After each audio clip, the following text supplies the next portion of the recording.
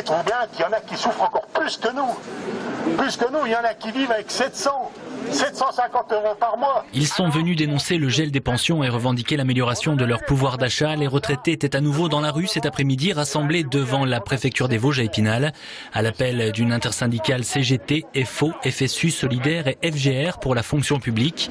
Tous sont venus rappeler que la retraite n'est ni un privilège ni une prestation sociale, c'est un droit obtenu par le travail. C'est difficile d'être retraité aujourd'hui? Ah oui, très difficile. Très difficile. Ah oui, oui. Oui, oui. Ben oui, c'est difficile. Il faut faire attention. Il faut se priver de beaucoup de choses pour pouvoir y arriver, quoi. On sait très bien que beaucoup de gens ont de grosses difficultés avec des toutes petites retraites, notamment des veuves, des femmes qui ont eu des emplois très brefs, très courts, et qui, quand le mari disparaît le premier, se trouvent pratiquement sans rien. Il faut bien qu'on fasse voir qu'on est là, on a travaillé, on a cotisé pour tout le monde, mais c'est normal qu'on se batte aussi pour ceux qui vont venir et puis pour nous aussi, quoi. La plupart de ceux qui sont là ne sont pas forcément ceux qui sont le plus en difficulté. Si nous sommes là, c'est pour les représenter. Ils étaient environ 250 cet après-midi à Épinal pour délivrer ce même message. Une délégation devait ensuite déposer les revendications de l'intersyndicale en préfecture. Pour les automobilistes, ce matin, il fallait prendre son mal en patience pour rejoindre son lieu de travail. À quelques mètres de la sortie d'autoroute, le secteur du BTP poids lourd à l'arrêt affichait un barrage filtrant. Pendant plusieurs heures, la circulation fonctionne au ralenti. Je suis parti à 8h30 et je viens d'arriver donc à 9h30. Donc ça fait 1 heure que j'attends. Moi j'habite Montigny, je suis parti à 8h10 et 9h27.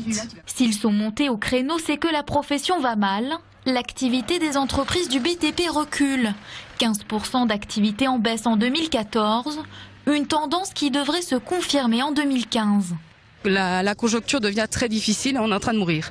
Et qu'à un moment donné, ce qui risque de se passer, c'est que tous les gens qu'on peut voir autour de nous risquent simplement de remplir les rangs des chômeurs, simplement. Moi en Lorraine, j'ai environ 150 personnes et je vais certainement monter en termes d'activité partielle jusqu'à environ 20-25% du personnel. Et ça a déjà débuté. L'activité partielle, c'est justement ce que dénoncent les salariés présents ce matin. Si elle est une alternative au chômage, elle rend précaire la situation de bon nombre d'ouvriers. On a du mal à boucler nos fins de mois. On est des pères de famille.